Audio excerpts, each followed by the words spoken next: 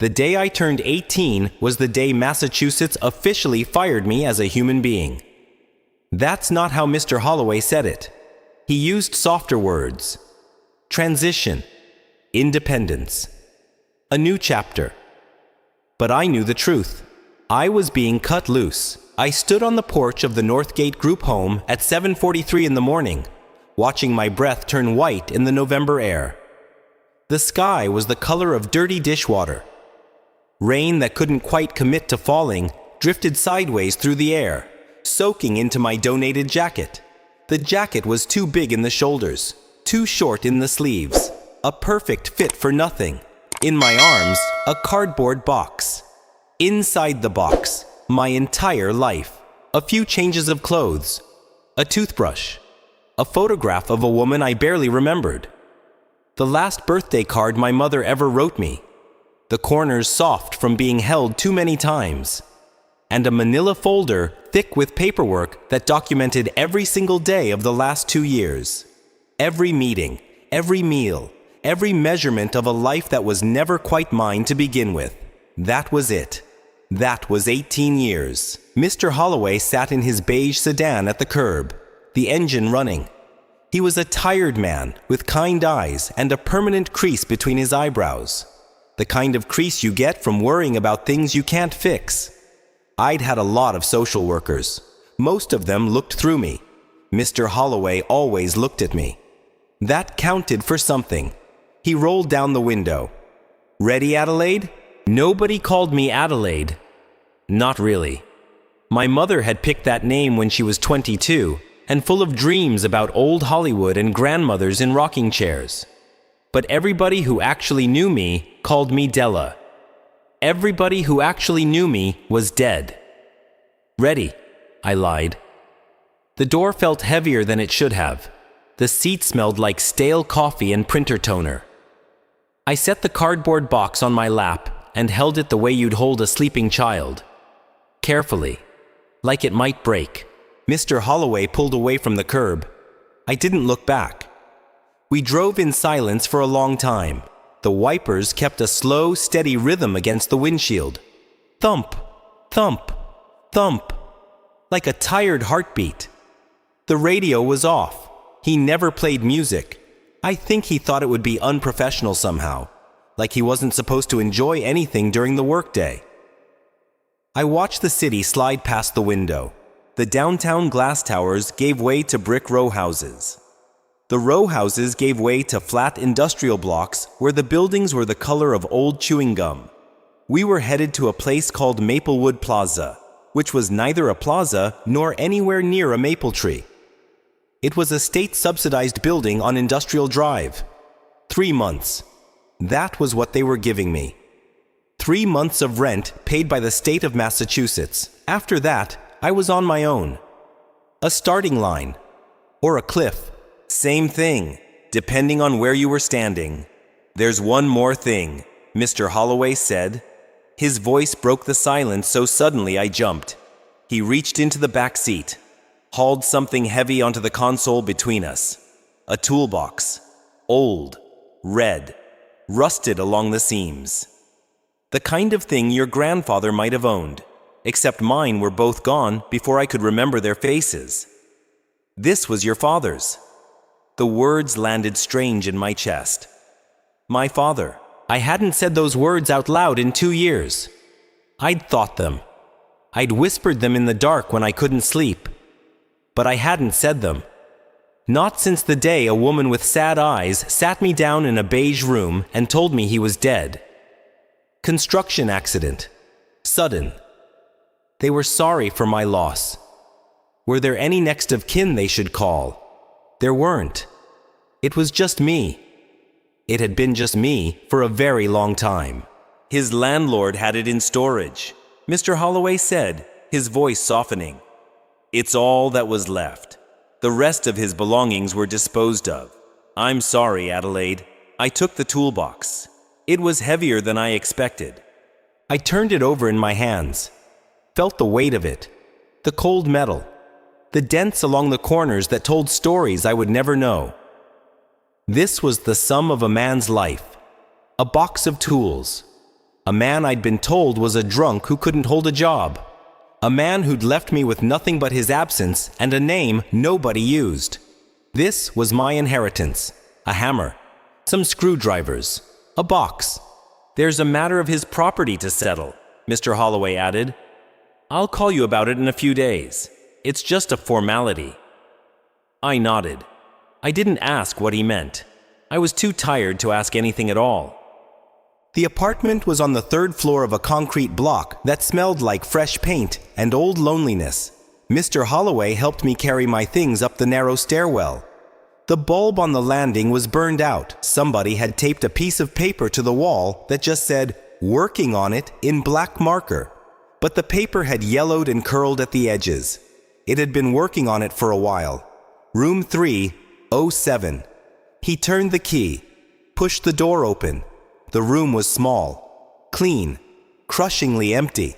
A twin mattress on a metal frame, a folding card table, one folding chair, a stove with 2 burners, a mini fridge that hummed like an angry insect. The walls were beige. The carpet was beige. The light was beige. Even the air felt beige, like something had been drained out of it and replaced with nothing. I'll check in with you in a few days, Mr. Holloway said from the doorway. He looked like he wanted to say something else. He didn't. He just nodded once, and then he was gone. The door clicked shut, and the silence in that room was the loudest sound I had ever heard. I set the cardboard box on the card table, set the toolbox on the floor by the door. I didn't want to touch it, didn't want to look at it. It sat there like a tombstone, a red metal monument to a man who had abandoned me to the system because he didn't know how to be a father. That was the story. That was what they'd told me. I sat on the edge of the mattress. I didn't cry. I think I'd forgotten how.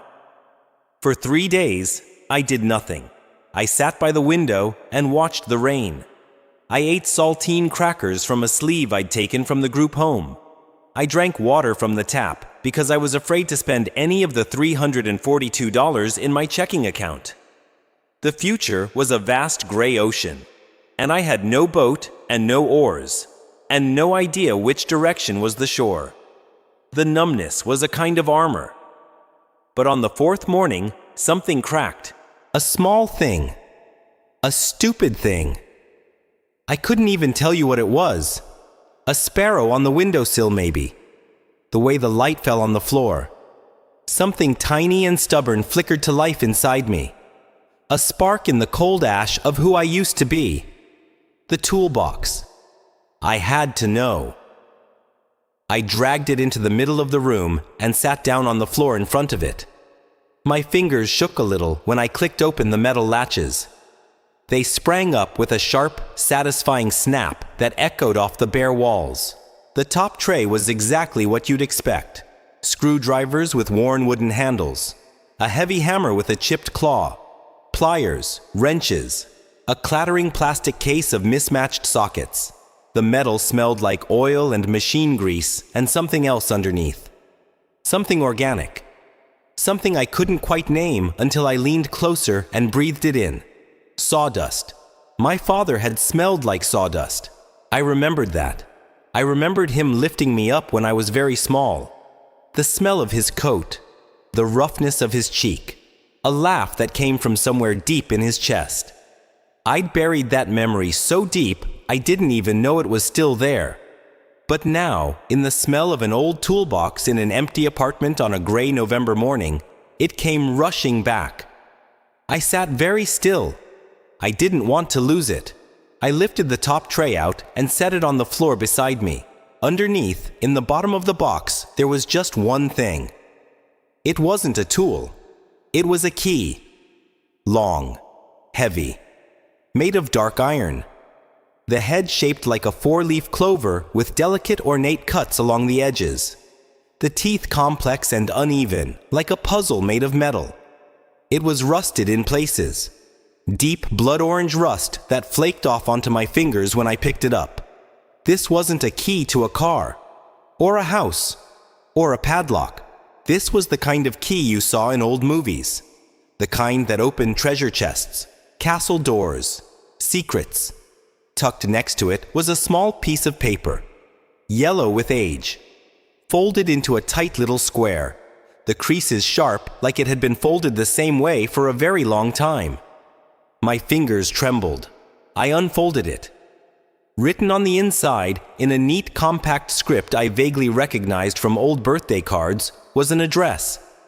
Just a street name, a number, nothing else. No note, no explanation, no to my daughter, or in case of emergency. Just an address in a part of the city I'd never heard of, written in a handwriting I hadn't seen in 18 years. I sat there on the floor for a long time, the key cold in my palm, the paper light as a feather. For the first time since I'd walked off that porch, the numbness inside me started to crack open. And what was underneath it wasn't grief. It wasn't anger. It was a question. The phone rang the next morning. It was loud. Too loud. The cheap state-issued smartphone vibrated across the card table like an angry beetle. I almost didn't answer. I'd half convinced myself the past 3 days had been a hallucination and the real world had forgotten I existed. The screen said, Holloway. I picked up. Adelaide, good morning? His voice was different today. Crisp. Bureaucratic. The gentle tone from the car was gone. I'm calling about your father's estate, like I mentioned. We need to settle it. His estate? Yes. I thought the Toolbox was all there was. Legally speaking, no. There's a property, a commercial storefront registered in his name. North Quarter. Old neighborhood. I heard him shuffle papers on his end. The thing is, the city has it listed as derelict. He was years behind on property taxes. There's a significant lien against it. I didn't say anything. I didn't know what a lien was. Adelaide, are you there? I'm here. There's a developer, Sterling Development. They're revitalizing that area. They've made an offer on the building. The city is willing to forgive a portion of the back taxes if the property sells to them. After the liens and fees are settled, you'd walk away with about $5,000. $5,000. Those words did something strange to my chest. They sounded like a million, like a ticket, like a way out. It's a clean break, Mr. Holloway said, and there was relief in his voice. It's the smart move, Adelaide. Take the money. Start over. That building is a wreck. The inspection report says the roof is failing. There's water damage. It's a money pit, a liability. Anyone in your position would tell you to sign and walk. The smart move, the clean break. I closed my eyes. I could feel the iron key in my pocket. I'd put it there yesterday and hadn't taken it out since. It pressed against my thigh. Heavy. Real. What's the address? I asked. A pause. Adelaide? What's the address, Mr. Holloway? He sighed. The kind of sigh a tired man gives when he realizes he's about to lose an argument he didn't know he was having. He read the address aloud. The world tilted sideways. It was the same address. The same one. The exact same one written on the yellowed scrap of paper from my father's toolbox. A current passed through me. Low voltage. The kind that makes the hairs on your arms stand up. This was not a coincidence. I want to see it, I said. Adelaide, that's not a good idea. The neighborhood's rough. The building's been condemned in everything but name. There's nothing to see. Is it my property or isn't it? Technically, then I have a right to see it. He was quiet for a long moment. I could picture him at his cluttered desk, pinching the bridge of his nose, the crease between his eyebrows deepening into a canyon. Fine, he said, but I'm advising against this. Officially. Adelaide, please. Be careful out there. I hung up before he could change his mind. I stood in the middle of that beige room for a long time. The phone clutched in my hand. my heart beating so loud I could hear it in my ears. $5,000. Or a key. The siren song of the safe shore. Or a leap into water I couldn't see the bottom of. I pulled on the donated jacket, slid the iron key into my coat pocket, picked up my mother's photograph from the cardboard box and slipped it into my wallet for luck. And I walked out the door. The bus ride was a journey through the bones of the city. The city peeled itself open layer by layer as the bus moved north. First the gray industrial blocks, then the polished glass towers of downtown, all chrome and ambition. Then the careful suburbs with their lawns trimmed to military precision. And then, slowly, the city began to fray. The buildings got older. The streets got narrower. Chain stores gave way to corner shops with handwritten signs. The signs got more weathered. Some hung crooked. Some had words painted over other words. Layers of forgotten businesses stacked on top of each other like geological strata. It felt like traveling backward in time. The bus wheezed to a stop on a corner marked by a leaning metal pole. "North Quarter," the driver called out. I was the only one who got off. The bus pulled away in a hiss of air brakes, and then I was alone on a cracked sidewalk in a neighborhood I had never seen before. The silence was profound. Just the wind and the distant hum of traffic from somewhere I couldn't see. I checked the address on my phone. Walked. The street was lined with 2- and 3-story brick buildings, their faces weathered by a century of rain and neglect. Some were boarded up, their windows like blank, empty eyes. Others held small, struggling businesses. A barber shop with a candy-striped pole that wasn't spinning. A tiny grocery with dusty cans in the window. A laundromat humming quietly to itself behind a foggy plate of glass. And there, wedged between the laundromat and a building covered in peeling plywood, the address. I stopped. I just stood there. The building was narrower than the others. 3 stories of dark, soot-stained red brick. The display window on the ground floor was so thick with grime it had gone opaque. The green paint on the door and window frames had blistered and flaked away in long curling strips, exposing the gray weathered wood underneath. A faded sign hung askew above the door, swinging gently in the wind. I could just make out the ghost of a single word: repairs. That was it. That was all that was left of whatever this place used to be. For a moment, I considered turning around. Mr. Holloway was right. It was a wreck, a skeleton. The smart thing was to walk back to the bus stop and call him from the road and tell him I'd come to my senses. Take the money. Start fresh somewhere else. Who would blame me? I was 18. I had nothing. The $5,000 was a lifeboat. My hand was already in my pocket, wrapped around the cold iron of the key. I had come this far. I had to know. I walked up the single stone step.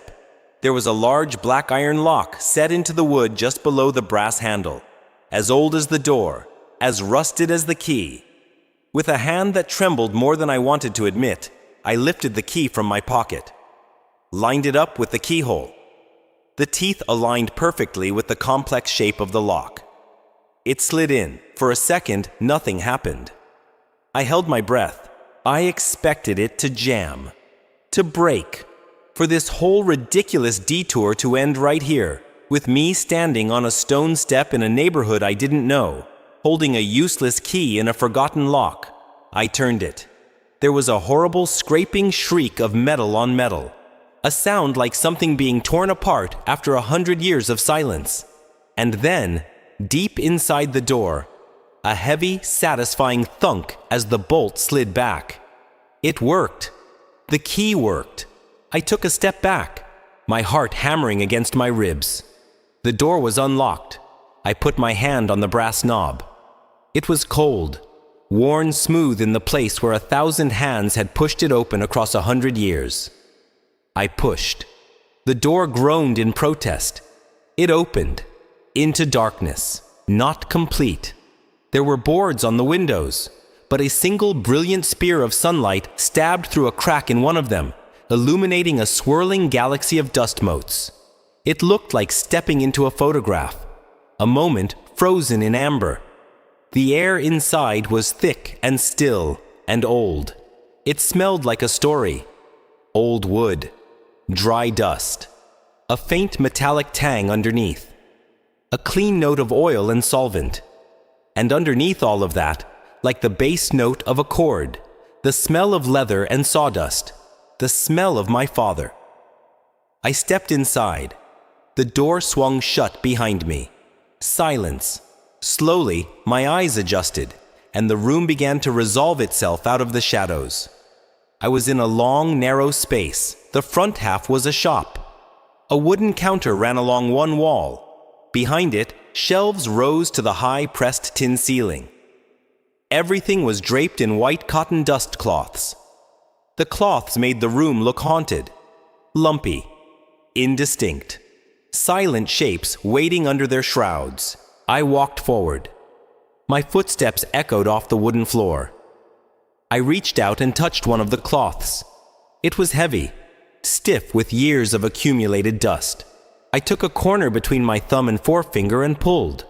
A cloud of dust rose up. I sneezed. Underneath was a glass display case, and inside the glass, watches. Not modern watches. Old ones. Pocket watches with ornate engraved silver cases. Wristwatches with cracked leather bands. Their faces a delicate symphony of tiny gears and dials. All of them stopped, all at different times, as if time itself had given up and gone home. I pulled down another cloth, more watches, clocks, music boxes inlaid with mother of pearl, brass barometers, a ship's chronometer in a wooden case lined with green velvet that had faded to the color of moss. It was a museum nobody had visited in years. The back half of the room was a workshop.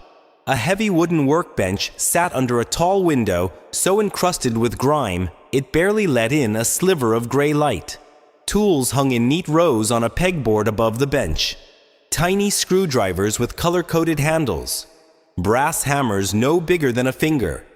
Files of every shape and size. Dozens of pairs of tweezers, each more delicate than the last. On the workbench itself, the work was laid out as if the craftsman had just stepped away for a moment. A half-disassembled pocket watch on a small leather mat.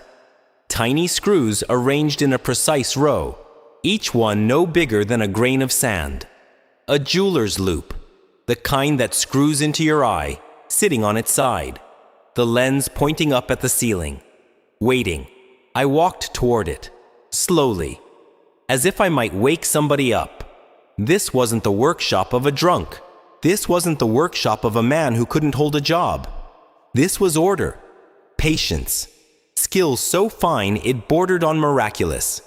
Every tool in its place, every drawer labeled. The handwriting on the labels was the same handwriting from the scrap of yellow paper in my pocket. The same handwriting from my old birthday cards. I gripped the edge of the workbench, because suddenly I couldn't breathe. The story I had been told about my father. The story I had carried in my chest for 2 years, like a stone. That story didn't fit in this room. It couldn't. The man who had stood at this bench and laid out these tools with such reverent care was not the man they had described to me. The man who had selected these instruments, who had worked under this lamp, who had bent his head over these tiny gears. That man was a craftsman, a master, a stranger. I pulled out the wooden stool tucked under the bench. My legs didn't feel like they would hold me anymore. As I dragged it out, my knuckles brushed against something. A small metal handle, hidden under the overhanging edge of the workbench, so perfectly fitted that the seams were almost invisible. A drawer. I pulled. It slid open with a smooth, silent motion. The slide of a drawer that had been crafted by hand and oiled with care. Inside, it was full of paper, notebooks, stacks of them, all filled with that same neat, compact script. Diagrams of gears. Mathematical calculations. Notes on watchmaking written in a language I didn't speak yet, but recognized as something my hands wanted to learn. And in the center of the drawer, a gray metal lockbox the size of a shoebox. It wasn't locked. I lifted the lid. My breath stopped. Inside, tied together with a piece of old twine, was a thick stack of envelopes. Dozens of them. On the top envelope, in that handwriting, written in dark blue ink, was a single word, my name, Adelaide. And underneath the letters, nestled in a worn velvet lining, was a small portable cassette player. The kind that had been popular when my father was young. A single cassette already inside it. The label, also in his handwriting, said only one word. Listen. I sank onto the stool, the lockbox in my lap. The silence in that shop pressed down on me like a hand. The dust motes danced in the single beam of light. Outside, somewhere far away, a car horn honked. Inside, I could hear my own heart. Everything had led me here. The cardboard box, the toolbox, the key, the address, the door, the shop, this box, these letters, this tape. The answers were all in my hands, and I was terrified. Because what if the truth was worse than the story? What if it confirmed everything? That he hadn't loved me, that he hadn't wanted me, that 18 years of believing I was unwanted was just confirmation, and now I had paper proof. But what if it didn't? What if it changed everything? I looked up at the silent shop, at the tools waiting on the wall, at the half-finished watch on the bench, at the workbench worn dark and smooth by decades of careful hands. This place knew the truth. These tools knew the truth. It was time I did too. I untied the twine.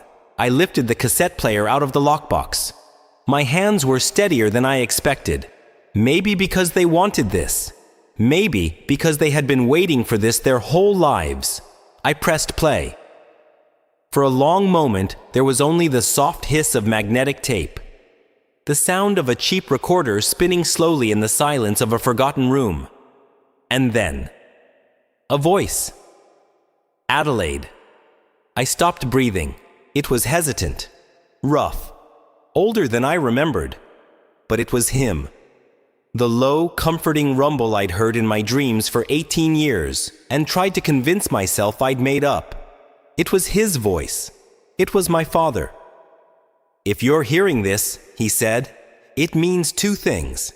It means I'm gone. And it means you found your way here. I knew you would. You were always my clever girl. A sound came out of my throat. I didn't know what it was. I pressed my hand against my mouth. I have so much to explain, and not enough time. The letters will tell you the whole story. The whole long, ugly, complicated story. But I needed you to hear this part from me. He took a breath. I could hear it. The creak of a chair. The faint echo of this exact room. He had recorded this here, in this shop, sitting at this bench. Adelaide, I never abandoned you. Not for a single second of a single day. Everything I did from the moment your mother got sick. Putting you in the system. Letting them tell you I was a drunk. A failure. A man who walked away. All of it. It was the hardest thing I have ever done in my life. It felt like cutting off my own arm. The tape hissed. I closed my eyes. There were people I owed money to. Bad people. I borrowed it to try and save your mother. When she died, and I still couldn't pay, they came for me. They were not the kind of people you reason with. And I knew that if they ever connected me to you, they would use you to get to me. So I made myself disappear from your life. I made them believe you were nothing to me, so they would never come looking. I was shaking. I didn't realize until the tears hit my hands. This shop, he said, his voice softer now. This shop was my secret. They never knew about it. I came here at night. I worked. I fixed things for collectors, dealers, people who paid in cash and didn't ask questions. Every dollar went to paying them off. Bit by bit, year by year.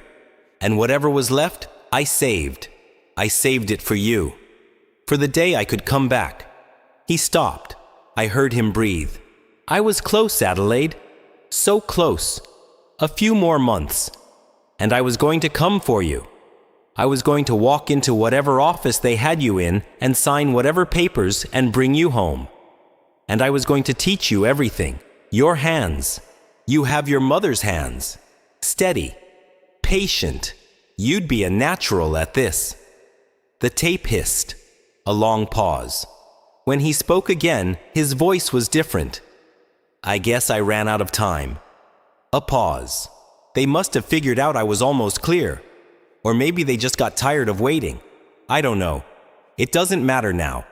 What matters is what you do next. I couldn't move. I couldn't speak. There's a choice in front of you. Under the workbench, third board from the wall. It lifts. Underneath, you'll find what I saved. It's not a fortune, but it's enough.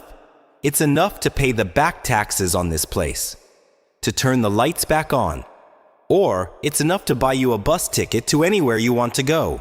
A new name, a new life. I held my breath. You can take the money, he said, and sell this place, and never look back. Nobody, least of all me, would blame you.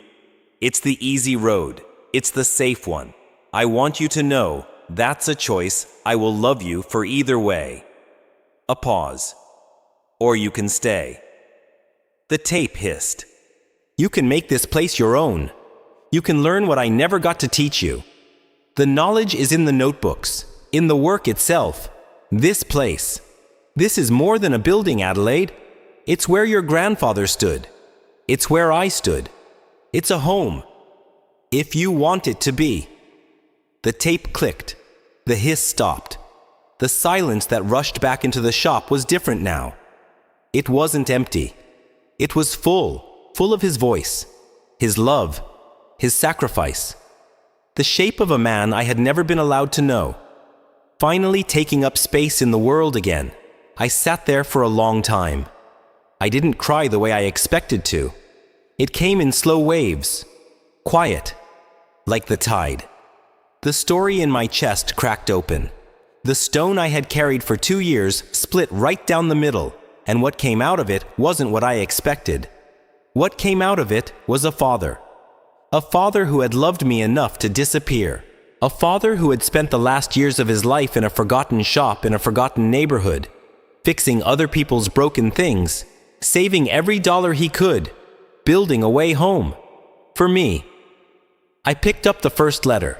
My hands were shaking too hard to hold it steady. So I set it down on the workbench.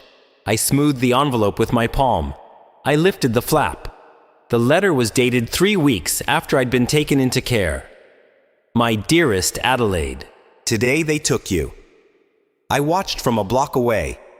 I stood in an alley, and I watched a woman I didn't know put my daughter in the back of a car. You were so small. You were so brave. You didn't even cry. I cried enough for both of us. I read. I don't know how long I sat there. The light in the shop changed. The single spear of sunlight from the boarded window crawled slowly across the floor. Letter after letter. A secret history of the last 2 years of my life, written in the hand of a ghost. He had watched me from a distance. He knew when I'd been moved from one foster home to another. He knew when I'd cut my hair short. He'd seen me reading on a bench in the park last summer. I saw you yesterday, one letter said. You were sitting on the grass in Riverside Park reading a paperback. The cover was orange. I didn't recognize the title. Your hair is longer than the last time I saw you. I wanted to call your name. I wanted it so badly I had to put my fist in my mouth so I wouldn't. He had been there. He had been there my whole life. I just didn't know. I read for hours. Each letter ended the same way. I love you. I'm coming for you soon. Be brave, my clever girl. The very last letter was different. The handwriting was hurried, shaky. The lines crowded close together, as if he were trying to fit too many words into too little time. They know. That was the first line. They know. Someone talked. They're coming. I don't have much. The tape is in the box. The key is in the toolbox. You'll know what to do. You always do. I love you. I have always loved you. Be brave, my clever girl. Your father. I dropped the letter. It fluttered to the floor like a dead leaf. It hadn't been a construction accident. He had been murdered. He had known it was coming, and his last act on this earth had been to make sure I would find my way to this room, to this bench, to this tape. A wave hit me then, a real one. I doubled over on the stool, and I cried in a way I hadn't cried in 18 years. I cried for a father I had never gotten to know. For years we would never have.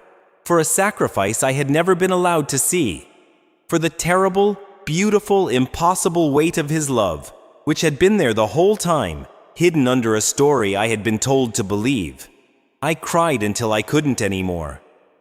And when the tears were finally spent, something else moved into the empty space they left behind. It started cold. Then it got hot. Steel cooling in reverse. Rage. And underneath the rage, settling in my chest like something taking up permanent residence. Determination. I lifted my head. I looked around the shop. My shop.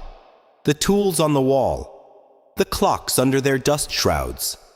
The half-finished watch on the bench, waiting patiently for the hand that would finish it. The notebooks in the drawer. My grandfather's history. My father's history. My history. I wiped my face with the sleeve of the donated jacket. I got down on my knees. The floorboards were wide and dark with age, worn smooth in the paths between the door and the counter and the bench. I counted from the wall. 1, 2, 3. The third board. I pressed my palm against the edge. It gave, just slightly. I dug my fingernails into the seam and pulled. The board came up with a soft groan. Underneath was a hollow space, dry and cool and untouched. I reached in. My fingers brushed against something wrapped in oilcloth. I lifted it out. I unwrapped it on the floor. A thick manila envelope and a heavy metal cash box. I opened the envelope first. Property deed. The shop in his name.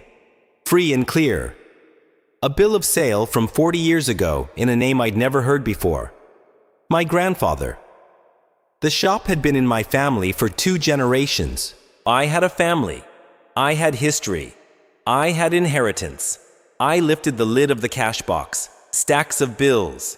20s, 50s, 100s, bound with rubber bands. Not a fortune, but more money than I had ever seen in my life. The work of a man's hands, converted into paper. Years of secret nights and careful labor and impossible love. A note rested on top, in his handwriting. This is for the taxes, for the lights, for the first few months. The rest is your choice. Be smart. Be safe. I love you, Dad. I sat back on my heels, the cash box in my lap, the deed in my hands, and outside, beyond the boarded windows and the grime and the soft November light, a black car had pulled up to the curb on the other side of the street. I didn't see it. Not yet. I was looking at the deed in my hands, at the name written on it. The name was mine. But the story had only just begun. The phone rang at 7 the next morning. I was still on the floor of the shop. I hadn't gone home. Couldn't. The thought of that beige room with its beige carpet and its beige silence felt obscene now. Like asking a person to sleep in their own grave. So I'd slept on the workshop floor. Curled up under a dust cloth I'd pulled down from one of the shelves. My head on the cash box. My father's letters tucked against my chest like a second heartbeat. The phone rang again. The screen said, unknown. I almost let it go. Except something in me whispered, pick it up. So I did. Is this Adelaide Whitfield? A man's voice, smooth, confident. The kind of voice that had spent a lifetime getting its way. Who's asking? Tom Caldwell, Sterling Development. I believe your social worker mentioned us. My stomach dropped. I didn't say anything. Listen, kid. His tone shifted, conspiratorial, friendly, like we were old buddies catching up. I know the city's offer is on the table. $5,000. Honestly, it's a formality. We can move faster than that. Cash in your pocket within the week. Think about it. Fresh start. Brand new life. I looked around the shop. The dust motes still dancing in the morning light. The half-finished watch on the bench. The notebooks. The tools. The deed in my coat pocket with my name on it. You don't want to be tied down to a derelict building in a neighborhood like this, he said. It's an anchor, sweetheart. We're throwing you a lifeboat. An anchor. He called my father's life an anchor. Something hot moved up the back of my throat. No, I said. Excuse me? I said no. A pause on the other end. Now hold on, Adelaide, let's be reasonable. We are being reasonable. The we surprised me. Came out of my mouth before I knew it was there. Me and my father. Me and my grandfather.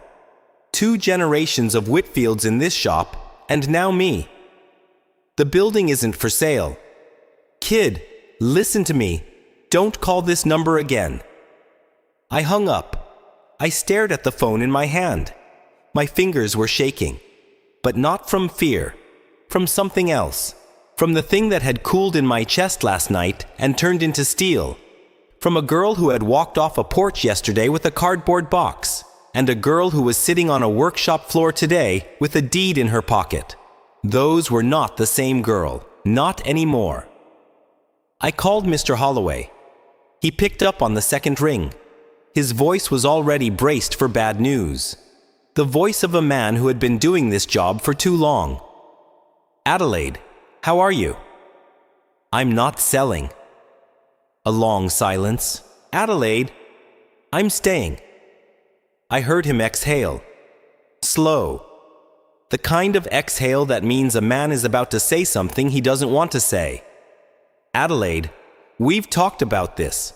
The building is a wreck. The taxes alone. I have the money for the taxes. What? My father left it. Under the floor.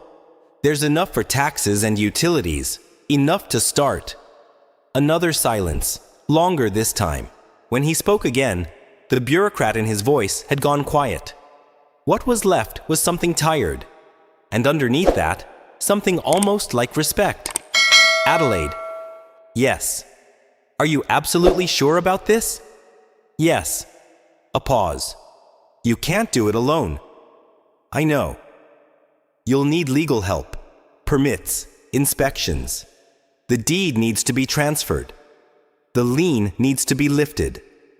There's a mountain of paperwork ahead of you, and I am not going to lie to you. It is going to be brutal. Can you help me? I heard him sigh again. Different sigh this time. The sigh of a man who knew he was about to take on more work than the state was paying him for. There's a legal aid attorney who works with kids who are aging out. Pro bono. Her name is Imogen Ashworth. I'll call her this morning. Thank you.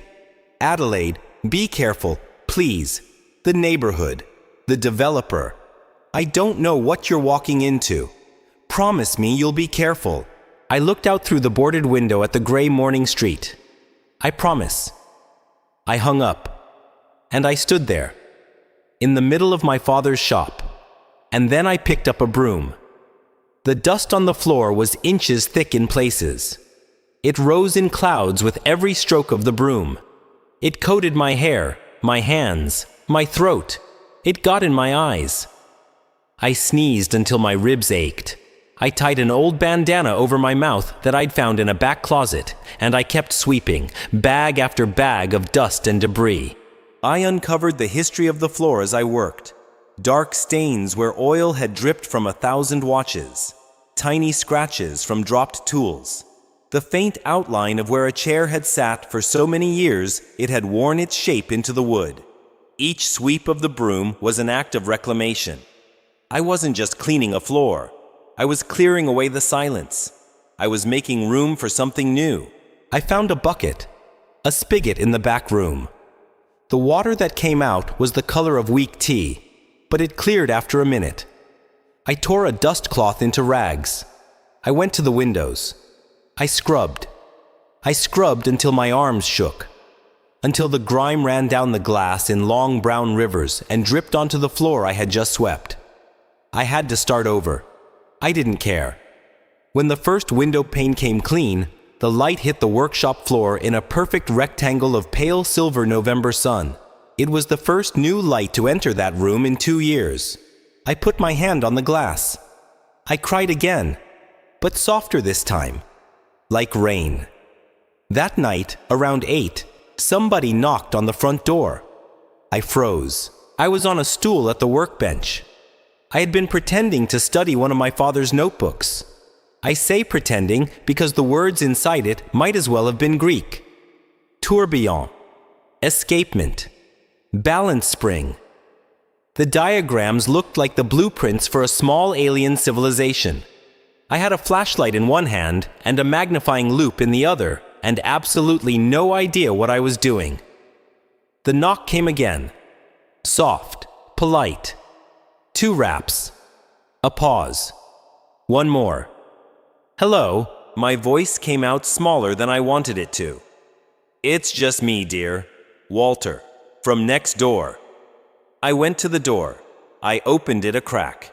An old man stood on the step. 70, maybe 72. White hair under a wool cap. A heavy coat that had seen a few decades. He leaned on a wooden cane that looked older than he did. His eyes were a faded blue. Kind. Set deep in a face that had been weathered by a lot of winters. In his free hand, a thermos. I run the laundromat, he said. Next door. I saw the lights. I just stood there. He held up the thermos. It's coffee. Thought you might want some. I opened the door. He stepped inside slowly. The cane made a soft tap against the wooden floor. He stopped just past the threshold and looked around the shop. The clean floor, the bright windows, the pegboard wall with its rows of tiny tools. His eyes filled. He didn't say anything for a long moment. When he finally spoke, his voice was rough. He'd be proud of you, you know. I felt my throat close. You knew him? Edmund, yes. He nodded, slow. Knew him for 30 years, since he was younger than you are now. Watched him take over this shop from his father. Watched him work through every winter. Watched him walk out one night and never come back. He shook his head. I never thought I'd see the lights on in this place again. I didn't trust myself to speak. He set the thermos down on the counter. I won't keep you, he said. Just wanted to introduce myself. Walter Brennan. Anything you need. Anything at all. You knock on the wall. You hear me? I'll come. Why? It came out before I could stop it. He looked at me. Steady. Because your father was my friend, he said. And because this shop is the heart of this block. When the lights went out, a piece of this neighborhood went out with it. You're bringing it back. That counts for something. That counts for everything. He turned. He walked to the door. He paused with his hand on the knob. He talked about you, he said, without turning around. All the time. He didn't have a picture. He couldn't have one. But he'd describe you. The way you laughed when you were 3. The way you used to line up your stuffed animals in size order before bed. He had a memory like a watchmaker. He kept every detail. I made a sound. I don't know what it was. He stepped out. The door closed softly behind him. I sank down on the stool, and I held that thermos to my chest like it was the most precious thing anybody had ever given me. The next morning, somebody else was on my doorstep. Or, more accurately, in my doorway. Because I'd left the door open while I was sweeping the front step, and she just walked right in. She was carrying a paper bag. The bag was warm. It smelled like heaven. "Don't argue with me," she said. I hadn't said anything. "Walter said you were too thin," she said. "Walter is always right. So I made a loaf of cinnamon bread and a pot of beef stew, and you are going to eat both of them, and you are not going to say a single word about it." She was maybe 65, short, round in a way that made you think of warm kitchens, silver hair pulled back in a soft bun, pale green eyes set in a face that had seen a lot of weather. She wore a flour-dusted apron over a navy cardigan, and she had a way of moving through a doorway that suggested she'd never really considered the possibility that anyone might say no. "I'm Margaret," she said. "Everyone calls me Maggie. I run the bakery across the street. I knew your father." She set the bag on the counter. She turned around. She looked at me. And then she crossed the room in 3 short steps, and she took my face in both of her flour-dusted hands, and she looked at me like she was reading something written in a language only she could see. "Oh," she said quietly. That was all. Just that one word. But it was the kind of word that contained an entire weather system, recognition, sorrow, welcome, a door opening that I didn't know had been closed. "You have his eyes," she whispered. And then I was crying. Not the way I'd cried in front of the cassette player. Not those slow tides. This was different. This was the kind of crying that comes from a place inside you that you didn't know existed. This was the cry of a daughter who hadn't been held in 2 years. She held me. She didn't say anything. She just held me and rocked me a little and let me ruin the front of her apron. When I finally pulled back, embarrassed, she handed me a clean handkerchief from her sleeve, as if she had been carrying it specifically for this moment. "I lost my own girl," she said.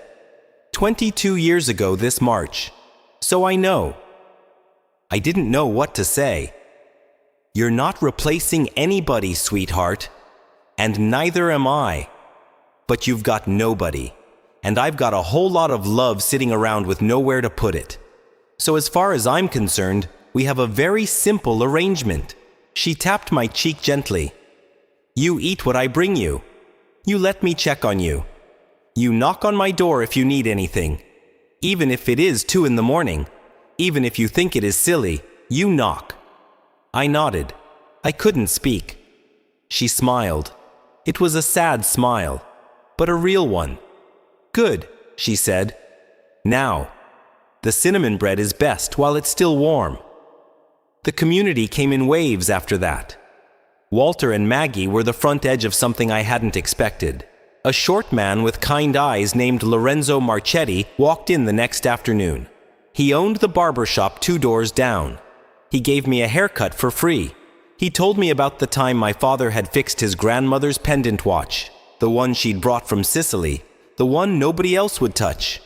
He cried while he was telling me. He cried so much I thought he was going to slip with the scissors. But he didn't. He had the steadiest hands I'd ever seen. His brother Salvatore came the day after. Salvatore was an electrician. He walked through my shop with a flashlight and a clipboard, and he made a sound like he was watching a horror movie. "Knob and tube," he said. "Madonna mia." He shook his head. "Bad?" "Old. Not bad. Just old. We bring it up to code. We start with the main panel. We do the rest a room at a time, as you have the money. Capiche? I can't afford." "You can afford what you can afford. We make a plan. You pay me when you can. My grandfather, he taught me, nobody starves. Everybody pays eventually. That is how this neighborhood works." He winked at me. "Besides, your father once saved my daughter's life." "What?" "Music box. Belonged to her grandmother. The one we lost in the old country. My daughter, she was 4. She would not sleep without that music box. The mainspring snapped. She cried for a week. I bring it to your father. He says, no charge. He says, a beautiful machine deserves to sing again. He stayed up all night. He fixed it. My daughter, she is 28 years old now. She still has that music box. So, he spread his hands. He started work the next morning. Rosalia Marchetti, his sister-in-law, ran the corner grocery. She started bringing sandwiches to the shop every day at noon. She refused to let me pay her. When I tried, she made a face like I'd insulted her ancestors. Eat, she said. We talk about money when you're not skinny. I ate. The days began to blur into a rhythm. Wake on the workshop floor. Roll up my sleeping bag. Sweep. Scrub. Eat whatever Maggie had brought. Read my father's notebooks until the light faded. Listen to Walter's stories when he came by with coffee. Try not to think about how thin the cash box was getting. And one evening, around 6, the bell above the door jingled, and a young woman in a black wool coat walked in. She had a leather briefcase, round tortoiseshell glasses, hair the color of dark coffee, twisted into a bun. She couldn't have been older than 30. Adelaide Whitfield? Yes. Imogen Ashworth. Mr. Holloway sent me. I shook her hand. She had a grip like a vice. She set the briefcase down on the counter. She looked around the shop. She took it all in. The clean floor. The half-rewired light fixtures.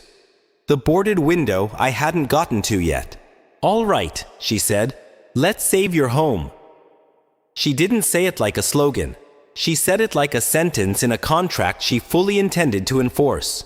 We sat at the workbench under a hanging lamp Salvatore had finally gotten working. She spread papers in front of me. A lot of papers. More papers than I had ever seen in one place outside of a state office. Property tax delinquency. Multiple years. The lien is significant but manageable. I've already spoken to the assessor's office. They're willing to set up a payment plan. We pay the first installment. The lien is suspended. We stay current. The lien stays suspended. We default. They take the building. I nodded. How much is the first installment? She told me. It was almost half of what was in the cash box. I closed my eyes. I opened them. Do it, I said. She wrote out a cashier's check on the spot. She slid it across the bench for my signature. My hand was shaking when I signed it. The biggest check I'd ever signed in my life. Maybe the biggest I'd ever sign. When she tucked it into her briefcase, she looked at me. And for the first time, the lawyer face softened. Adelaide, yes. This is just the beginning. I know. It is going to get worse before it gets better. I know. She nodded once and got back to work. I started studying my father's notebooks every night. Not just looking, studying. I bought a stack of broken thrift store clocks for $2 apiece. I sat at the workbench under Salvatore's bright new bulb. I took them apart, following the diagrams. Tweezers in one hand, a screwdriver no bigger than a toothpick in the other. The loop screwed into my eye until the muscles around it ached. The first one. I lost a gear. It rolled off the bench and disappeared into a crack in the floor, and I cried. The second one. I broke a mainspring. It snapped with a sound like a tiny gunshot, and I cried. The third one. I got it back together. It didn't tick. I cried again. Walter sat with me one of those nights. He brought soup in a thermos. He didn't talk much. He just sat in the corner in an old wooden chair he dragged over from the laundromat, and he watched me work. He used to sit just like that, Walter said softly. What? Your father. The same posture. Shoulders curled forward. Loop in the eye. Tongue caught between his teeth when he was concentrating. I touched my mouth. My tongue was caught between my teeth. I laughed. It startled me. The sound.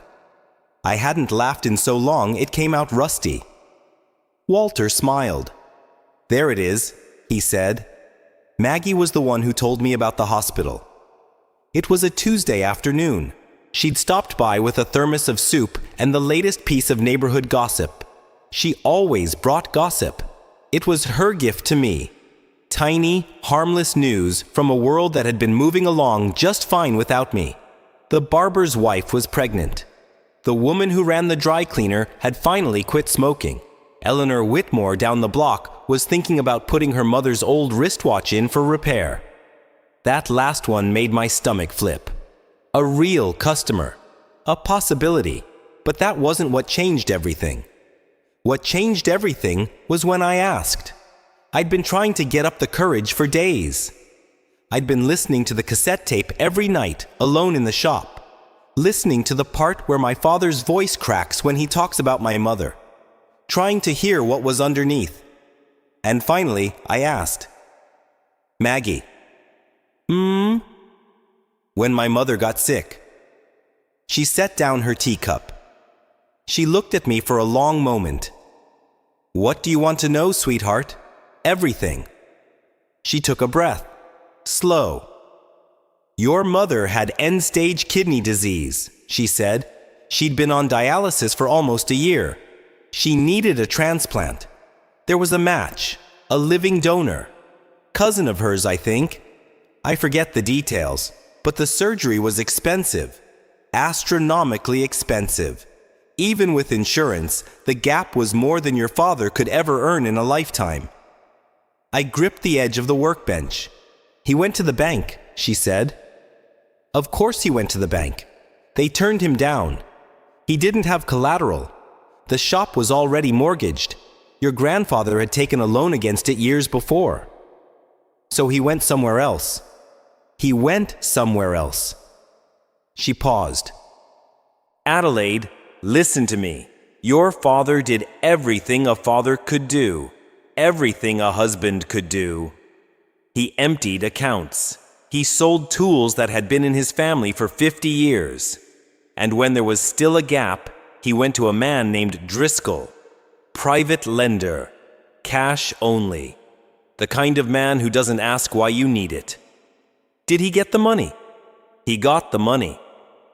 And," she closed her eyes, "your mother didn't make it to surgery. The match fell through. The cousin had a heart issue, a complication, something. Another match never came.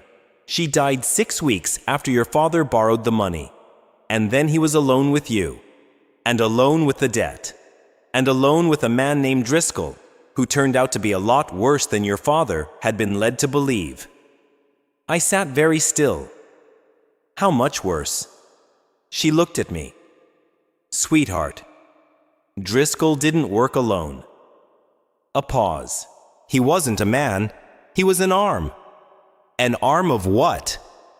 She wrapped both of her hands around her teacup, very slowly. "Sterling development." The room dropped 2 degrees. I felt it, physically, like the floor had opened up under my feet. "What?" "Your father told me. Once. Just once. He'd had 2 glasses of wine, which for him was a lot. He was talking about how he was almost out from under it. He let it slip. Sterling, they run a lending arm. Off the books. They find families like yours. Families with sick mothers and no options. They lend at numbers you wouldn't believe. And when you can't pay, they don't break your knees. They take your property. They squeeze you until you sign. They've been doing it on this block for 10 years. I couldn't breathe. They're the reason your father was working secretly at night. He couldn't let them know about this shop. If they knew, they would have come for it. Just like they came for everyone else. I stood up. I walked to the window. I put my hand on the glass. Outside, the sky was the color of slate, and a man in a black coat was leaning against a black car on the other side of the street, looking at his phone, occasionally glancing at my shop. The world rearranged itself in one slow, sickening shift. The men who had killed my father. The men who had let my mother die. They were the same men. The same men who were now trying to buy this building. The same men who had hunted my family like we were a herd they'd cut from the rest of the field. They had bled my mother. They had taken my father. And now they were circling the daughter. The last Whitfield. I was the last Whitfield. I turned around. Maggie. Yes. Why didn't you tell me sooner? She didn't flinch. Because 2 days ago, you were a child who just learned her father wasn't a stranger. Today, you're a young woman who can hold the weight of this. There's a difference. I waited for the difference. I sat back down at the workbench. I picked up the loop. I screwed it into my eye. I picked up a pair of tweezers and I went back to work on the broken thrift store clock in front of me. My hands were shaking, but they kept moving. And what I was learning, I was learning. Every gear, every spring, every silent piece of metal that had to fit just so to make a mechanism live. Every piece of knowledge was a tiny weapon. A week later, the first brick came through the window. It happened at 3 a.m. I had finally started sleeping in a real bed. A futon Maggie had brought over, and Salvatore had hauled up the back stairs to the small apartment above the shop. I'd cleaned the apartment in stages, room by room. It still smelled like old wood and decades of dust, but it was mine. The crash startled me out of sleep so violently I was on my feet before I was awake. I pulled on a sweatshirt. I crept down the stairs. The front display window had a hole in it the size of a grapefruit. Glass everywhere. Cold air rushing in. On the floor of the shop, a brick. Wrapped in paper. The paper held to the brick with a rubber band. I didn't touch it. Except I did. Of course I did. My hands didn't ask my brain for permission. I unfolded the paper. This neighborhood isn't safe for little girls. That was all. Block letters. Black marker. The kind of handwriting designed to be untraceable. I stood there, barefoot, glass cold under my feet. And I didn't run. I called Imogen. I called the police. I taped a piece of cardboard over the hole. And the next morning at exactly 9 a.m., my phone rang. Unknown. I let it ring once. Twice. I picked up. Sleep well? It was Caldwell. The friendly tone was gone. I'll take that as a no, he said. What do you want? I want you to be reasonable. I want you to take the money that is being very generously offered. I want you to walk away from a building that is, frankly, a death trap. There has been a lot of crime in that neighborhood lately. There will be more. We're worried about you, Adelaide. You're worried about me? Very. I closed my eyes. I thought of my mother, the woman in the photograph, the face I barely remembered. I thought of my father, his voice on the tape, his handwriting on the letters. I thought of the brick on my floor. My answer is the same. Adelaide, my answer is the same. I hung up. I set the phone down, and I started shaking. I sank to the floor. I wrapped my arms around my knees, and I shook, and I tried to breathe, and I tried to remember what Maggie had said about being the kind of young woman who could hold the weight. Because right now, I didn't feel like that woman. Right now, I felt like a girl in an empty room. A girl who could be picked off any time they decided to stop sending notes. Walter found me an hour later, sitting on the floor in front of the boarded-up window. He didn't say anything. He sat down across from me. Slowly, painfully. The cane laid carefully beside him. Adelaide, yes. I have to tell you something. I waited. It's about the night your father died. The room got very quiet. I was there. He said, "What? Not inside. Outside." I was closing up the laundromat. Your father had been in earlier in the evening. He'd come over for coffee like he always did on Tuesdays. He'd been quiet. He'd seemed worried. I asked him if he was all right. He said he would be, soon. Walter's hands were trembling on his knees. Around 11 that night, I was locking up. I saw a black SUV pull up to the curb. 3 men got out. I knew they didn't belong on this block. You can tell. After 30 years here, you can tell. I watched them go to your father's door. They didn't knock. They had a key. Or a tool. Whatever they had, the door opened. He stopped. He swallowed. I went to my phone. I was going to call the police. I had the phone in my hand. Adelaide. I was dialing the 9. And then one of them came back outside to smoke a cigarette. Just stood out front smoking, like he had all the time in the world. A pause. And I recognized him. From where? From the paper. He was a detective. Local force. His face had been in the city section a few months earlier. Some commendation. Some ceremony. I forget. But I knew that face. And when I saw it, on my street, on the night your father had asked me if I'd ever been afraid of something I couldn't name, I froze. He was crying now. Quietly. The way old men cry. Without sound. I put the phone down, Adelaide. I was an old man alone in a laundromat. I didn't know who I could trust. The police were already inside that shop. So I put the phone down. And I waited. And about 20 minutes later, all 3 of them came out. Got back in the car. And drove away. He looked at me. I should have called. I have lived with that for 2 years. There is not a single day that goes by I don't hear that little click of me hanging up the phone. I couldn't speak. Adelaide, I am too old to be brave, but I'm not too old to talk. Whatever you decide, whatever lawyer you hire, whatever investigation gets opened, I will testify. To the FBI, to anyone you put in front of me. I could not save your father. I will not let those men take you too. I reached out. I put my hand on his. It was thin, trembling, the skin like paper.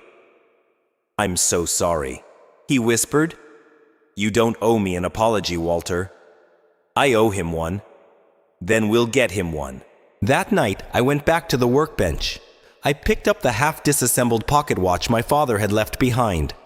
The last thing his hands had touched. The work that had been waiting for me since the night he was killed. I sat down on the stool. I screwed the loop into my eye. I worked. I worked all night. I followed his diagrams in the notebook beside me. I pieced the gears back into their places. I cleaned the tiny screws with a soft cloth. I oiled the pivots with a needle dipped in oil. My back ached. My eyes burned. The dawn started bleeding gray light through the freshly cleaned windows. At 5:42 in the morning, I closed the case. I held the watch to my ear. Nothing. I closed my eyes. I almost cried. The kind of cry that says, you should have known better. And then, tick, soft, small, almost imperceptible, a heartbeat, talk. I held the watch in both hands, like a baby bird, like the last good thing in the world. And I sat there in the gray dawn, listening to my father's last unfinished work breathe again. And I knew. Something had changed in me forever. I was a watchmaker.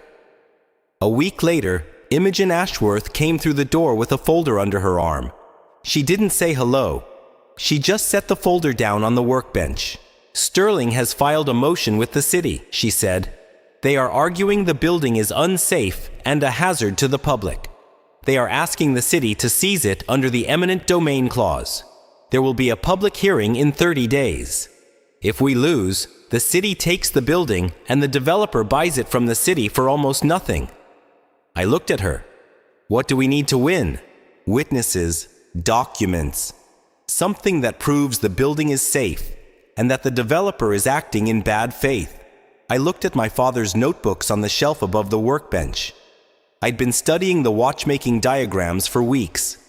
But there were other notebooks too. The ones at the back. The ones I hadn't opened yet. The ones with dates on the spines instead of titles. I climbed up. I pulled them down. I sat on the floor. I opened the first one. It wasn't watchmaking. It was names. It was numbers. It was dates of meetings, cash payments, property addresses, a long, careful catalog of every business on this block that had been pressured, threatened, or burned out by Sterling Development over the last decade, with sources, with copies of documents tucked between the pages. For 2 years, in this shop, between the watches he was repairing for cash, my father had been quietly building a case. He hadn't just been hiding from them. He had been hunting them. I looked up at Imogen. "I think I have something," I said. She knelt down beside me. She read the first page, then the second. Her face went very, very still. "Adelaide," she said quietly. "Yes." "Your father wasn't just a watchmaker." I held the notebook in my lap. The shop was quiet around me. The half-finished watch on the bench. The clean windows. The smell of sawdust and oil and possibility. "I know," I said. He was a witness. I looked up at her. "And now," I said, "so am I." I sat on the floor of my father's shop with the notebook in my lap, and I couldn't move. It was past midnight. Imogen had gone home hours ago. Walter had gone home. Maggie had finally been chased out around 10 with her arms folded across her chest and a list of instructions about eating breakfast. I was alone with what my father had left me. Not just a building, not just a craft, a weapon. And the weight of it was heavier than anything I had carried so far. I read the notebook straight through. All of them. I made a pot of black coffee on the little stove in the upstairs apartment, and I drank it cup after cup, and I read until the words swam. 10 years of pressure. 10 years of small cruelties stacked into a tower of damage. The bakery on Ashford Street that burned down in 2017. The flower shop on Linden, whose roof collapsed the week the owner refused a buyout. The dry cleaner, whose elderly father started receiving menacing phone calls until he begged his daughter to sell. The dentist on the corner of Hollis, whose insurance got mysteriously canceled 3 times in 6 months. My father had names. My father had dates. My father had bank account numbers. He had photocopies of city permits with forged signatures. He had a list of 3 building inspectors who had been on Sterling's payroll. He had a transcript of a phone call he had recorded between Driscoll, the lender, and a man whose voice he had identified as Gregory Mansfield, the CEO of Sterling Development, in which Mansfield said, in plain English, that the Whitfield property was next on the list and would be handled the way we handle the rest of them. That call was dated 4 days before my father was killed. I read it 3 times. I went to the bathroom and I threw up the coffee. I came back. I sat down. I kept reading. There were photographs. He had taken them himself. A man in a gray suit handing an envelope to a man in a hard hat outside a city services truck. 2 men shaking hands in the parking lot of a bar I didn't recognize. A handwritten note slipped under his door that just said, "Reminder." In handwriting, he had labeled with a question mark and the word Caldwell. There were tape recordings, 3 of them, mini cassettes wrapped in tissue paper at the back of the bottom drawer. I didn't have a player for those. Not yet. I stayed up until the sky went pink. When the first light came through the workshop windows, I sat on the floor in front of the bench, and I leaned my head against the wood, and I closed my eyes. This was what he had died for. He had been a watchmaker who became a witness, a father who became a wall between his daughter and a machine that had already eaten his wife. I thought about my mother. I thought about her dying in a hospital bed without the surgery she'd needed. I thought about her dying because a company had bled my family on purpose. And then I thought about Maggie. Maggie's daughter, 22 years gone, killed by a young man who never paid for it. Maggie sitting at her kitchen table all those years, swallowing it. The silence eating her from the inside. I picked up the phone. I called Imogen. "I want to do this," I said. "You haven't slept." I want to do this. A pause. Adelaide, there's no going back if we file. There was no going back the day I was born. She was quiet for a long moment. Then she said, I'll be there at 9. She came at 9. She brought a man with her. He was tall, older than her, late 40s, black coat, blue eyes. He had the careful posture of somebody who had been trained to look calm when he wasn't. He introduced himself as Special Agent Daniel Reyes, FBI, White Collar Division. He worked out of the Boston field office. I made him coffee. He didn't drink it. He just listened. I told him everything. I showed him the notebooks, the photographs, the cassette tapes I couldn't play, the deed, the history of my family on this block, the brick that had come through my window 6 days earlier, the phone calls from Tom Caldwell, the black SUV that had been parking across the street again at irregular hours. I showed him my father's last letter, the one with the shaky handwriting. They know. Someone talked. They're coming. He read it twice. Then he set it down on the workbench. He looked at me.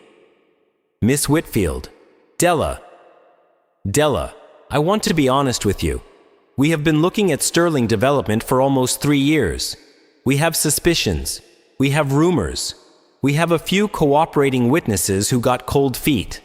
But we have not had documentation. We have not had a chain of evidence. What you are showing me is the case we have not been able to build. Then build it. I need you to understand what that means. I'm listening.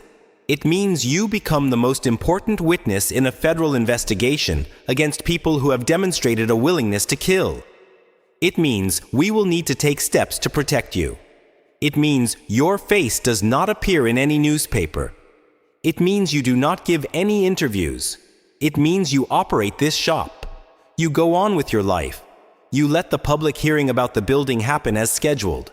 Because if Sterling realizes what you have, they will come for it before we can use it. I nodded.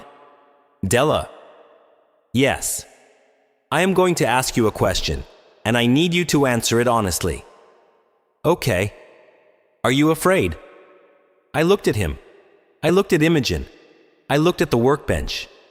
At the half-finished pocket watch I had brought back to life. At the windows, my hands had cleaned. At the floor, I had swept clear of 2 years of silence. Yes, I said. I'm afraid. A pause. And I'm doing it anyway. He nodded. He almost smiled. That's the right answer, he said. The next 4 weeks were the strangest of my life. By day, I was a watchmaker. Eleanor Whitmore was my first paying customer. She came in on a Tuesday with her purse clutched in both hands and her eyes wet before she even said hello. She had a lady's wristwatch in a small velvet pouch, silver band, tiny diamonds at the hours. The minute hand had snapped off at the post. She told me her mother had worn that watch the day she was born, 70 years ago. She told me her granddaughter was getting married in 3 weeks, and she wanted to wear the watch in the wedding photos. She told me she'd been told the watch couldn't be repaired, that the parts didn't exist anymore. I picked up the loop. I looked at the broken post, and I heard my father's voice, quiet and certain in the back of my head. Nothing is ever truly broken. Just waiting for the right touch. I can fix it, I said. I worked on Eleanor's watch for 3 nights straight. I failed twice. I almost gave up at 2 a.m. of the second night, when I melted a piece of the post with the microtorch and ruined hours of work. I sat at the bench with my face in my hands, and I told my father out loud, into the empty shop, that I was sorry, that I wasn't him. Walter found me there in the morning with a thermos and a paper bag of muffins from Maggie. He didn't say anything. He sat down across from me, and he set the muffin on the workbench between us. He said, "Your father broke 6 watches the year he was learning." He said it without looking at me. He said, "The 7th one was a Patek Philippe owned by the mayor's wife." I laughed. I cried a little, and I went back to work. The 3rd try, the post held. I closed the back of the watch. I held it to my ear. It ticked. When Eleanor came in to pick it up, I set it on a velvet cushion on the counter. She looked at it for a long moment. She didn't pick it up. She just looked, and then she did something I will never forget. She put both of her hands flat on the counter on either side of the watch, as if she were steadying herself, as if she were afraid she might fall. "My mother," she whispered, "wore this watch the day I was born." "I know. And now I can wear it on the day my granddaughter gets married." She finally picked it up. She held it against her chest. She closed her eyes. When she opened them, she pressed an envelope into my hand. There was more money in it than I had quoted her. Far more. When I tried to give some back, she folded my fingers closed around it. "You don't fix watches, sweetheart," she said quietly. She kissed my cheek. "You fix the things that connect us." She walked out of my shop, and I stood at the counter for a long time with the envelope in my hand, and a feeling in my chest I didn't have a word for. That was the day I understood what I was actually doing. I was not running a watch repair shop. I was running a small private museum of love. By night, I was something else. I was a witness. Imogen and Agent Reyes and I met 3 times a week in the upstairs apartment. We worked at the small kitchen table. He brought scanners. He brought a digital recorder. He brought a portable cassette player, finally, for the mini tapes my father had hidden in the back of the bottom drawer. The first one we played, my father's voice came on. Not on the recording. Reyes had pressed play and the wrong tape was inside. It was a different mini cassette, labeled in pencil with a single date and a single word. Adelaide. When Reyes realized what it was, he reached to stop it. I stopped his hand. "Let it play." We listened. It was an outtake. A version of the listen tape that had never made it into the lockbox. He had stopped halfway through and re-recorded, but he hadn't erased the original. In this version, his voice was steadier. "Adelaide, Della, my clever girl." Reyes looked at the wall. Imogen looked at her hands. "If you ever wonder," he said, "if you ever lie awake and wonder if I thought of you, wonder if your name was the last thought in my head, the answer is yes. Your name has been the first thought in my head every single morning of your life. Every single one. Even the ones where I couldn't see you. Especially those." A pause. "Be brave, Della. Be braver than I was. Not because I want you to risk anything, but because you were born to be brave. I've known that since the day they put you in my arms." Click. The tape ended. Nobody spoke for a long time. Reyes finally got up. He went to the window. He stood there with his back to us, his shoulders very straight. When he came back to the table, his eyes were wet. He didn't pretend otherwise. He just sat down, and he said quietly, "I'm going to put these men away, Della. All of them. I want you to understand that." I understood. We worked late into the night. Every photo got scanned. Every note got logged. Every cassette got copied. Reyes brought a colleague the second week, a forensic accountant who took my father's bank records and Driscoll's account numbers and started building a paper trail that connected the lending arm directly to Sterling's holding company. By the end of the 3rd week, Reyes told me they had enough, but he wanted more. More? "I want a confession." "From who?" "From Mansfield." I stared at him. "How?" "Caldwell calls every few days. We know he records his calls. So does Sterling. We're going to use that against them." He laid out the plan. I listened. I asked questions. I rehearsed. The night before I was supposed to do it, I sat in the workshop and I held my father's pocket watch in my hand. The one I had finished. The one that had taught my hands what they could do. I held it for a long time. Then I called Caldwell back.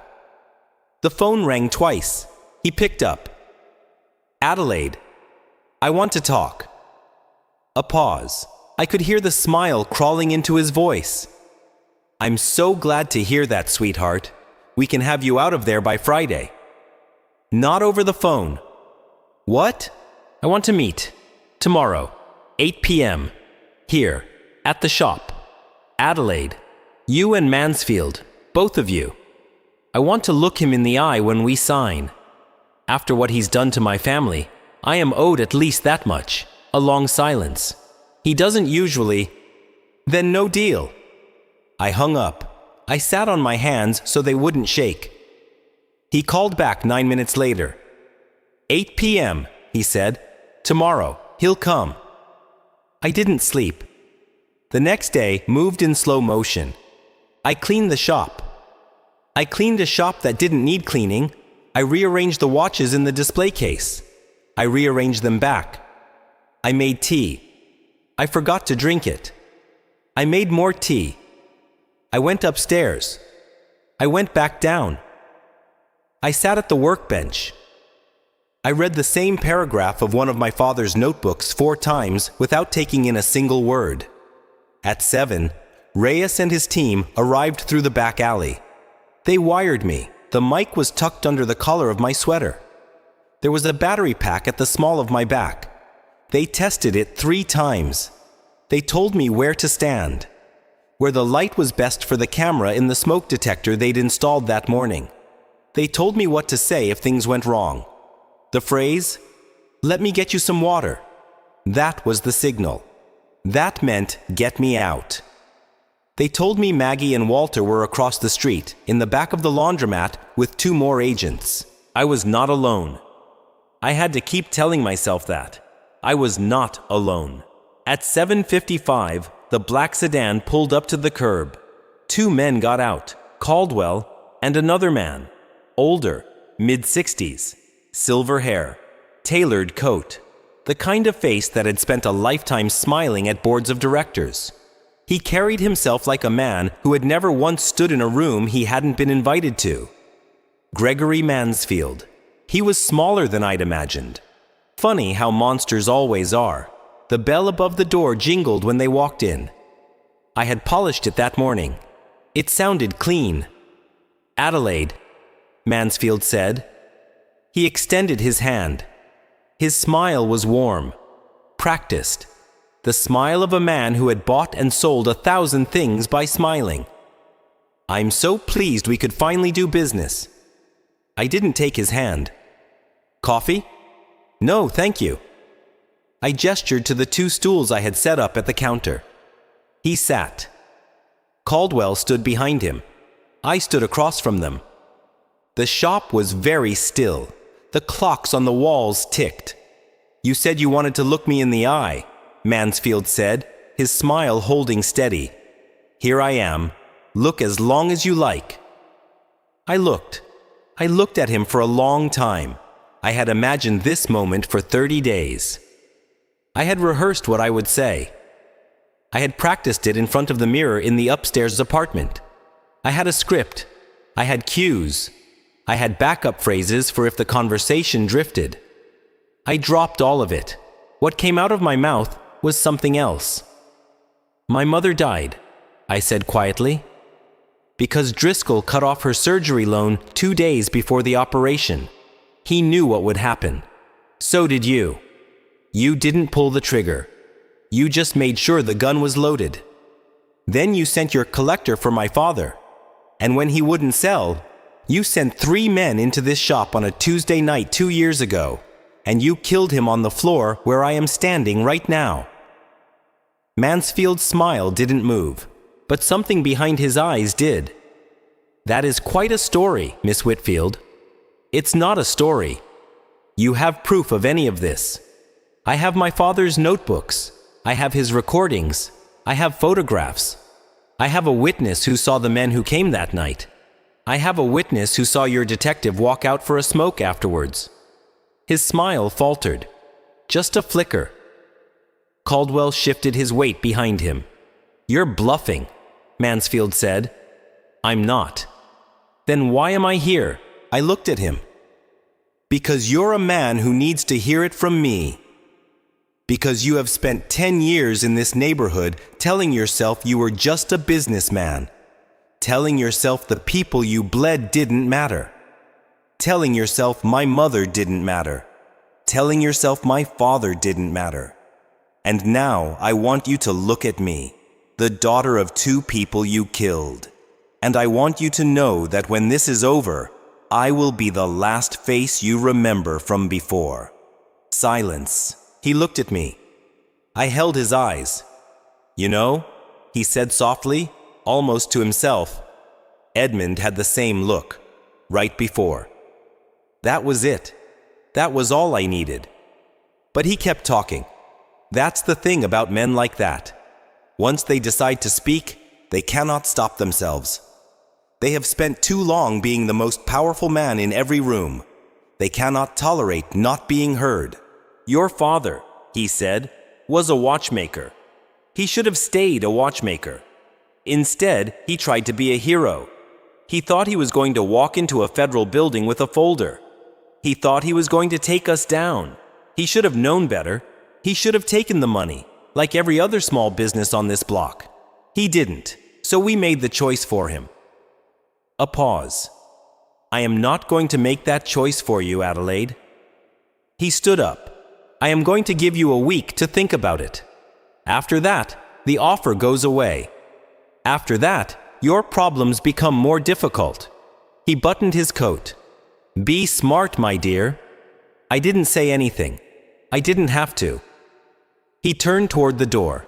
He took 2 steps, and the front door of my shop swung open, and Special Agent Daniel Reyes walked through it with his badge in his hand and 4 agents behind him. Gregory Mansfield, Tom Caldwell, you're both under arrest. Mansfield's mouth opened. It didn't close. I watched him for a long moment. I watched the smile leave his face for good.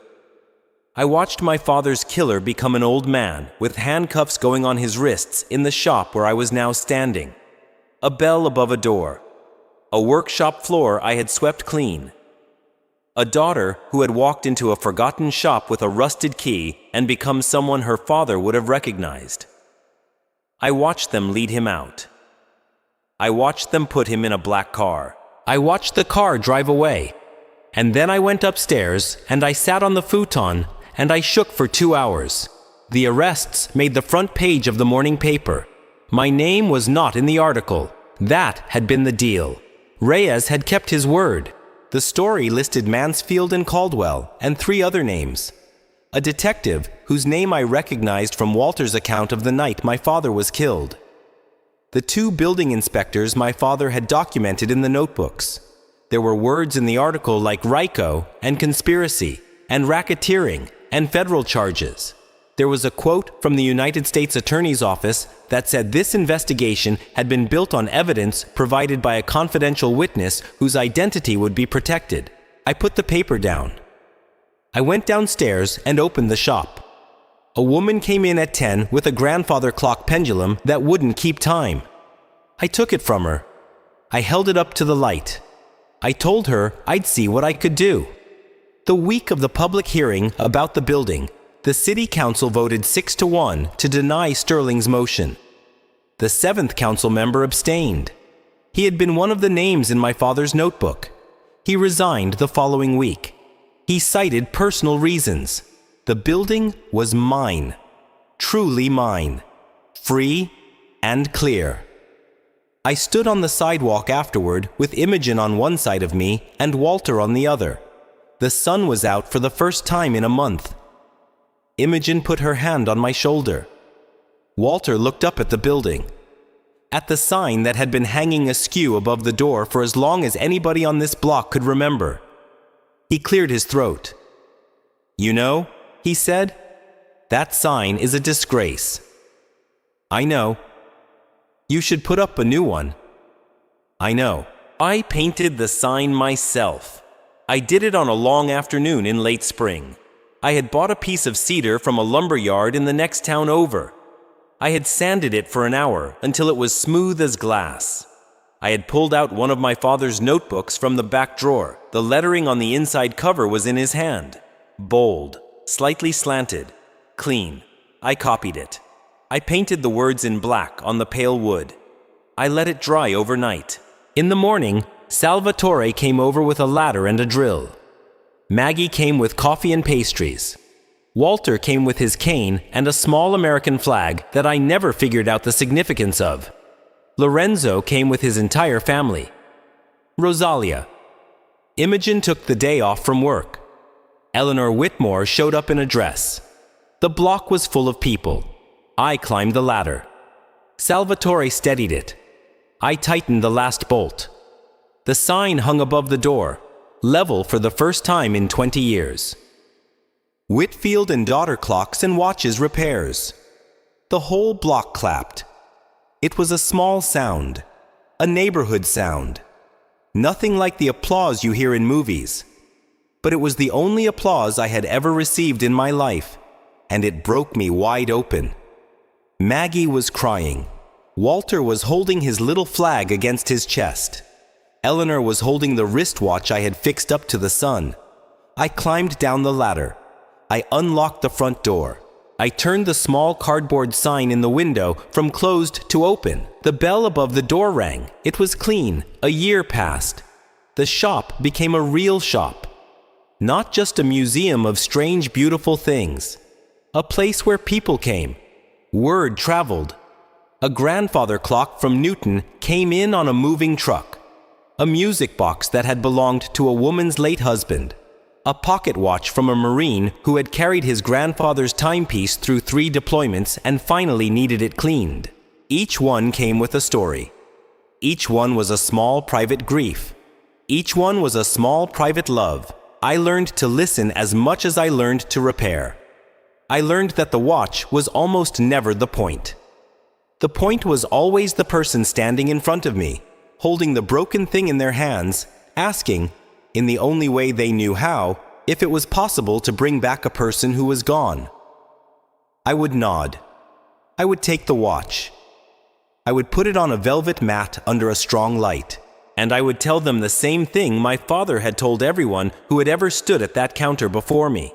Nothing is ever truly broken. Just waiting for the right touch. Maggie came every day. She brought bread on Mondays and Wednesdays. She brought soup on Tuesdays and Fridays. On Thursdays, she just brought herself. She would sit in the wooden chair Walter had moved over from the laundromat, on permanent loan. She would knit. She would read. She would tell me stories about her daughter. She had stopped flinching when she said her daughter's name out loud.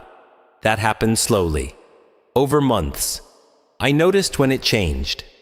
I didn't say anything. But I noticed. Walter came too. Less often now.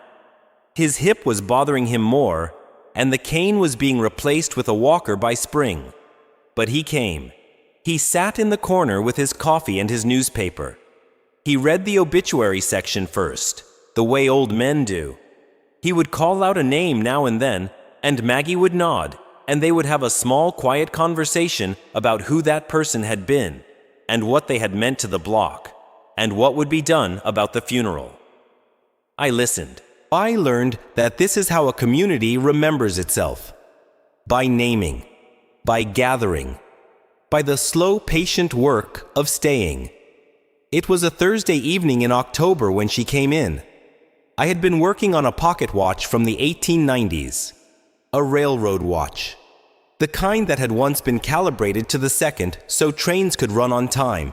I was so deep in the gears that I didn't hear the bell at first. I heard the door. Then a small voice. "Excuse me." I looked up. She was standing in the doorway. She couldn't have been more than 16. She was holding a cardboard box. Her jacket didn't fit. Too big in the shoulders. Too short in the sleeves. I knew that jacket. I had owned that jacket.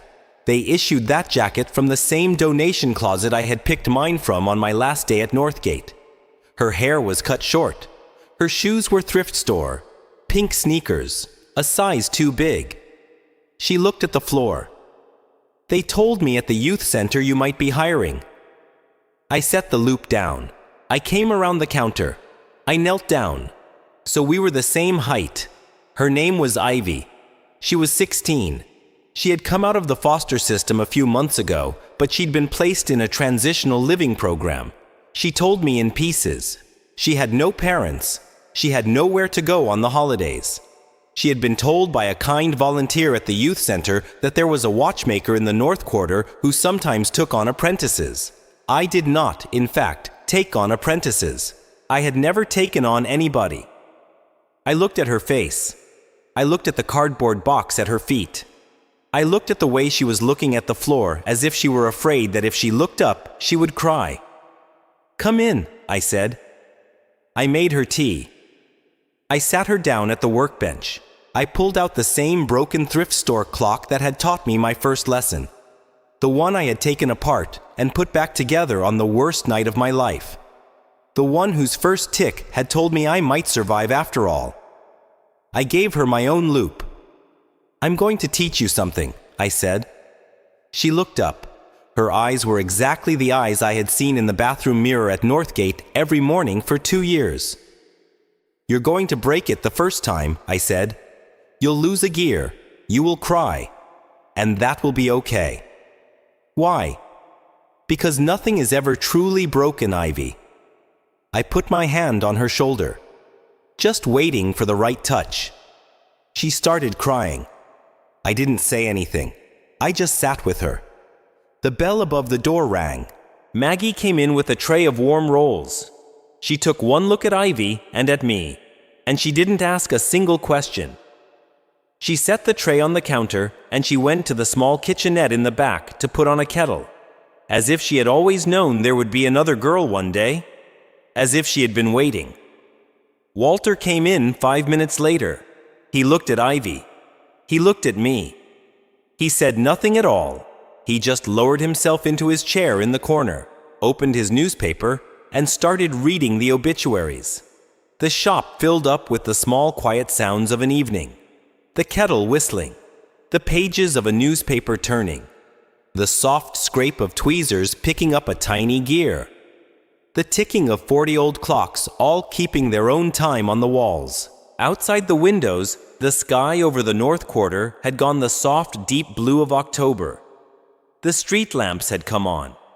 A family was walking past with 2 small children and a dog.